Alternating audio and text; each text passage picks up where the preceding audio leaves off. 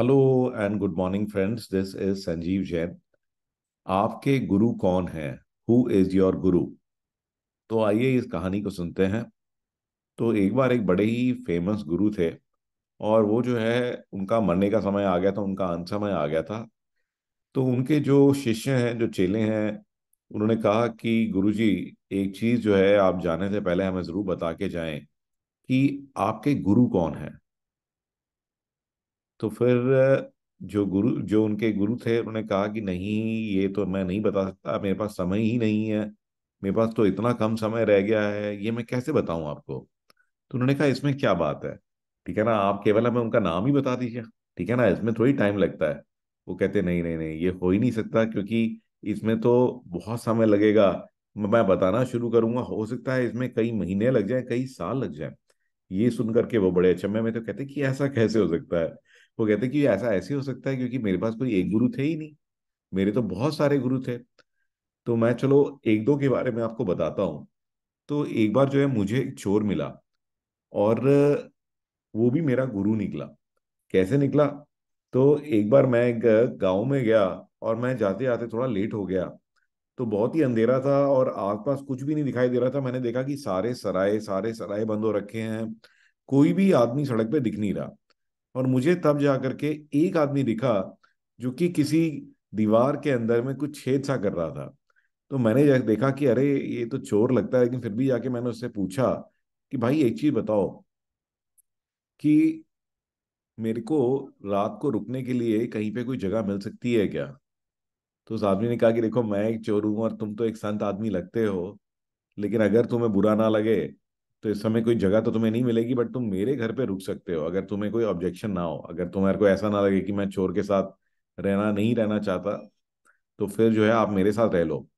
तो उन्होंने कहा, मैं थोड़ा सा तो घबराया, मैंने कहा अरे चोर के साथ कौन रहेगा, लेकिन फिर मैंने कहा कि अगर चोर को मेरे से डर नहीं लग रहा तो मैं तो एक संत हूँ, मेरे मेरे से क्या ले जाएगा, तो मुझे चोर से डरने की क्या जरूरत है। तो उन्होंने कहा चलो ठीक है, मैं आपके साथ रहता हूँ। उस आदमी के साथ मैं एक महीना रहा, और वो इतना बढ़िया आदमी था, इतना ही अमेजिंग ह्यूमन बीइंग था कि मैं आपको बता नहीं सकता। हर रात को वो जो है काम पे जाता था, और मुझे कहता था कि भी गुरुजी मैं जा रहा हूँ काम पर, ठीक है ना, मैं अपना काम करूंगा, आप अपना करो, आप बेशक आराम करो या फिर अपनी प्रेयर करो आप, ठीक है ना। और जब वो वापस आता था, मैं उससे पूछता था कि क्या हुआ भाई, आज कुछ मिला तुम्हारे हाथ, कुछ आया? तो उसने कहा जी नहीं, आज रात तो कुछ नहीं आया है, बट लेकिन मैं कल दोबारा प्रयास करूंगा। तो कभी भी मैंने उसको जो है होपलेस नहीं देखा, कभी भी मैंने उसको डिस्करेज नहीं देखा। और एक महीना कंटिन्यूअसली मैं उसके साथ रहा, और हर दिन वो खाली हाथ आया, बट वो हमेशा खुश था। मैं हमेशा उससे पूछता था कि क्या हुआ। तो उसने कहा आप चिंता चिंता मत करो, कोई बात नहीं, अगर भगवान की इच्छा होगी तो कल हो जाएगा, भगवान की इच्छा होगी तो कल हो जाएगा। तो और वो कहते कि वो मुझे कहता था कि आप भगवान की प्रेयर करते हो, आप उनसे कहना कि वो मेरे लिए प्रेयर कर देना कि अरे भाई इस गरीब आदमी की मदद कर दो। ओके। तो इसी प्रकार से मैं एक बार जब मेडिटेट कर रहा था, बहुत सालों तक मैं मेडिटेट करता रहा, लेकिन कुछ भी नहीं हो रहा था। और जो भी मेरे को लग रहा था कि मुझे ज्ञान की प्राप्ति होगी, मैं बहुत ही डेस्परेट हो गया, बहुत ही डिजेक्टेड हो गया। और मुझे ऐसा लगा कि ये सब एक बकवास है, ये सब नॉनसेंस है, भगवान एक्चुअल में है ही नहीं, और ये सारी जो प्रेयर मैं कर रहा हूँ, this is nothing but madness.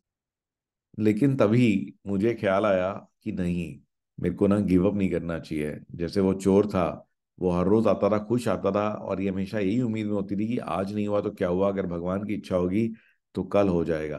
तो मैं लगा रहा, और एक दिन हो गया चमत्कार, और मुझे ज्ञान की प्राप्ति हो गई।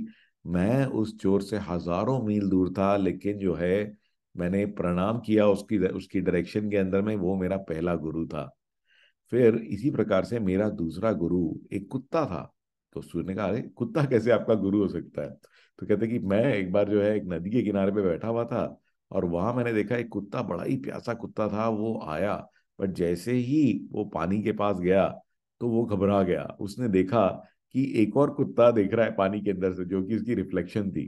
तो वो भौंका, और भौंक करके पीछे हट गया। लेकिन उसकी प्यास इतनी ज्यादा थी, तो उसने कई बार ऐसा किया कि वो पास आता था, उसको लगता था कि एक और कुत्ता उसको देख रहा है, और फिर वो भाग जाता था। लेकिन फाइनली जो है कि उसकी प्यास से वो रह नहीं गया, और वो फाइनली जो है पानी के अंदर कूद गया।